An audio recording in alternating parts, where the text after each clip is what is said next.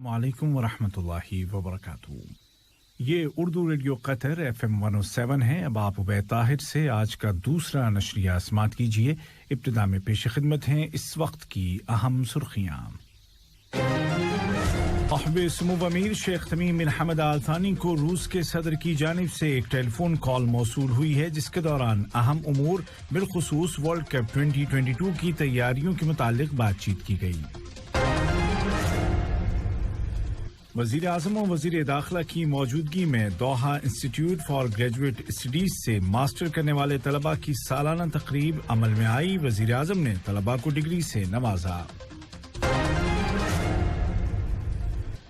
Qatar और मिस्र की फॉलो अप कमेटी का दोहा में 5वां इजलास हुआ है और अफगान सदर ने उनके मुल्क से अमरीकी फौज निकालने के फैसले को तारीखी फैसला करार दिया है, जबकि अन्नाहज़ा वाटर डैम के मसले पर ताहाल तनाव की कैफियत है।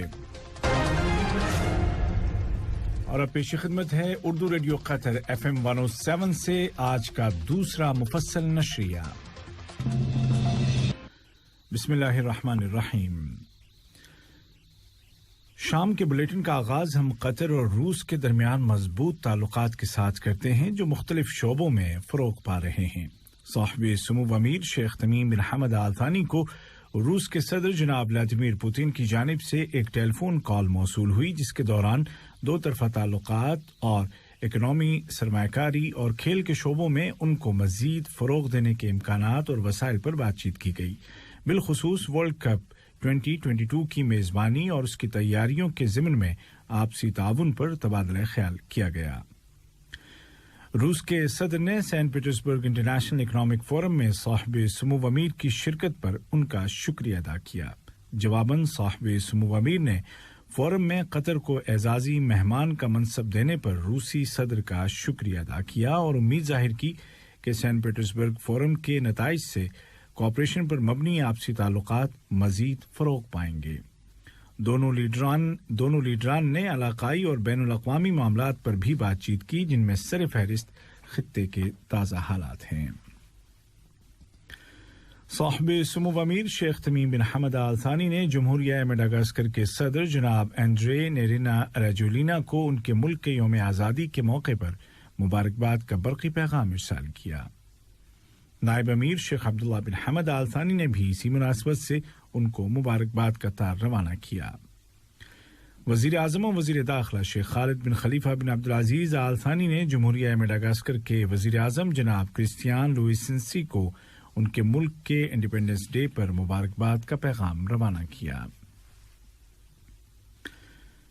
वज़ीर आज़म और वज़ीर दाखिला शेख खालिद बिन खलीफा बिन अब्दुल अजीज आल थानी की मौजूदगी और सरपरस्ती में आज दोहा इंस्टीट्यूट फॉर ग्रेजुएट स्टडीज से मास्टर करने वाले तलबा के 5वें बैच की सालाना तकरीब मुनाक़िद हुई, जिसके दौरान वज़ीर आज़म ने मास्टर डिग्री हासिल करने वाले 215 स्टूडेंट्स को डिग्रियों से नवाजा।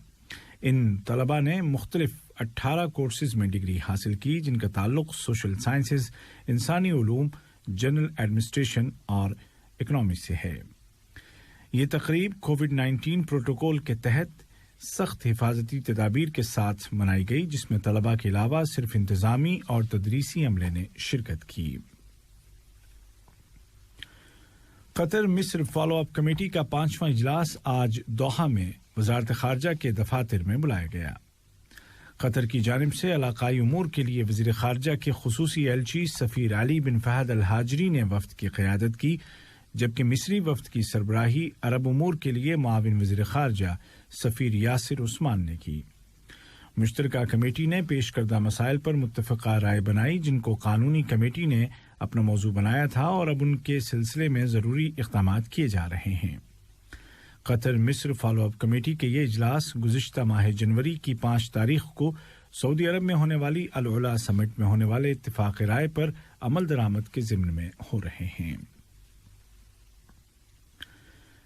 जनरल सिक्योरिटी के डायरेक्टर मेजर जनरल साद बिन जासिम अल खलीफी ने कहा है कि मनशियात या ड्रग्स की रोकथाम के लिए कतर ने जो तरीक़ा इख्तियार किया है वो जामे और इंतहाई मुकम्मल है और मकामी और बैनुल-अक़वामी क़वानीन के साथ हम आहंग है। منشیات کی روک تھام کے عالمی دن کے موقع پر گفتگو کرتے ہوئے انہوں نے واضح کیا کہ قطر نے ایک عمومی پالیسی وضع کی ہے جس کا مقصد سوسائٹی کو تحفظ فراہم کرنا ہے اور نفسیاتی، سماجی اور صحت کے شعبوں میں اس کی کیئر کرنا ہے اور اس مصیبت کے پھیلاؤ کو روکنے کے لیے قابل عمل منصوبے تیار کرنا ہے۔ قطر دنیا میں امن اور رواداری کے کلچر کو عام کرتا ہے اور ہمیشہ تمام معاشروں کے معاشی اور سماجی حالات کو بہتر بنانے کے لیے کوشاں رہتا ہے۔ اسی سلسلے کو برقرار رکھتے ہوئے قطر نے ایک بار پھر جمہوریہ صومالیہ اور دنیا کے دیگر علاقوں میں شدید انتہا پسندی کو روکنے کے لیے ایک جامع طریقہ کار یا کمپریہنسو اپروچ اپنانے کی اپیل کی ہے، جس میں نت نئے طریقوں اور جدید ٹیکنالوجی کو استعمال میں لایا جائے۔ ان خیالات کا اظہار اقوام متحدہ میں قطر کے مستقل مندوب سفیر شیخہ علیہ احمد بن سیف آل ثانی نے دہشت گردی کی روک تھام کے لیے UN ویک کی سائیڈ لائن پر صومالیہ کے متعلق منعقدہ اجلاس کے دوران کیا۔ اس اجلاس کو قطر نے صومالیہ کی حکومت اور global community engagement and resilience fund کی شراکت سے منعقد کیا تھا۔ یہ خبریں آپ اردو ریڈیو قطر FM 107 سے سن رہے ہیں۔ قطر کی وزارت خارجہ نے ایک بیان میں جمہوریہ مالی کے شمال میں واقع ایک فوجی اڈے پر کیے گئے حملے کی پرزور الفاظ میں مذمت کی ہے۔ اس حملے میں بین الاقوامی امن فوج کے کئی اہلکار زخمی ہو گئے۔ بیان میں کہا گیا ہے کہ قطر موٹیوز اینڈ ریزن سے قطع نظر ہر طرح کے تشدد اور دہشت گردی اور مجرمانہ کارروائیوں کو مسترد کرتا ہے۔ ملک میں الحمدللہ کرونا وائرس سے متاثرہ نئے کیسز کی تعداد میں مسلسل کمی ہو رہی ہے اور گزشتہ اپریل کے بعد سے یومیہ کم ترین کیسز ریکارڈ کیے جا رہے ہیں۔ وزارت صحت نے اعلان کیا ہے کہ آج 26 جون 2021 کو ملک میں موجود افراد میں 52 نئے معاملے درج کیے گئے ہیں، جبکہ سفر سے لوٹنے والوں میں 73 کیس ریکارڈ کیے گئے ہیں۔ وزارت نے بتایا کہ مزید 161 کنفرم پیشنٹ صحتیاب ہو گئے ہیں اور اس طرح اس بیماری سے ریکور ہونے والوں کی کل تعداد 2,19,202 ہو گئی ہے۔ وزارت نے مزید کہا کہ ویکسینیشن کے قومی پروگرام کے تحت اب تک 30 لاکھ سے زیادہ ڈوز لگائے جا چکے ہیں۔ امریکہ نے کہا ہے کہ یمن میں جاری لڑائی کے متعلق اس کا موقف تبدیل نہیں ہوا ہے۔ امریکی وزارت خارجہ کے علاقائی ترجمان سیموئل ویربرگ نے کہا کہ واشنگٹن صرف صدر عبدالربہ منصور ہادی کی حکومت کو آئینی حکومت تسلیم کرتا ہے، البتہ حوثیوں کے ساتھ بات چیت کے علاوہ کوئی چارہ نہیں ہے۔ امریکی صدر جو بائیڈن نے افغانستان کے صدر جناب اشرف غنی کے ساتھ ملاقات کے دوران کہا ہے کہ امریکہ اور افغانستان کے درمیان شراکت کبھی ختم نہیں ہوگی اور افغانستان کی سپورٹ چاہے فوجی شعبے میں ہو یا سیاسی شعبے میں یا معاشی جاری رہے گی۔ امریکی صدر نے افغانستان کے عوام سے اپیل کی کہ وہ آخری امریکی فوجی کے نکلتے ہی اپنے ملک کے مستقبل کا فیصلہ کریں۔ اس موقع پر افغان صدر نے کہا کہ امریکی انخلا کا فیصلہ ایک تاریخی فیصلہ ہے اور اس سے ایک نیا باب شروع ہوتا ہے۔ دریائے نیل پر بنائے گئے النہضہ ڈیم کے مسئلے پر تناؤ کی کیفیت جاری ہے۔ مصر کے وزیر خارجہ سامح شکری نے الزام لگایا ہے کہ ایتھوپیا کے اہلکار ڈیم کو بھرنے اور پانی کی تقسیم سے متعلق سمجھوتے سے بھاگنے اور لوگوں کی توجہ ہٹانے کے لیے فوجی کارروائی کے بارے میں اشتعال انگیز بیانات دے رہے ہیں۔ انہوں نے کہا کہ مصر نے سوڈان کی درخواست کو سپورٹ کرتے ہوئے UNO کی سیکیورٹی کونسل میں النہضہ ڈیم کے متعلق ہنگامی میٹنگ بلانے کے لیے نئی درخواست جمع کرا دی ہے۔ انہوں نے کہا کہ ان کے ملک کے پاس طاقت ہے اور وہ اپنے عوام کے مفادات کا دفاع کرنے میں کوئی کوتاہی نہیں کرے گا۔ International atomic energy agency IAEA نے مطالبہ کیا ہے کہ ایران اس کی ایٹمی سرگرمیوں کی نگرانی کے متعلق اتفاق کی مدت کو بڑھانے کے حوالے سے فوری جواب دے۔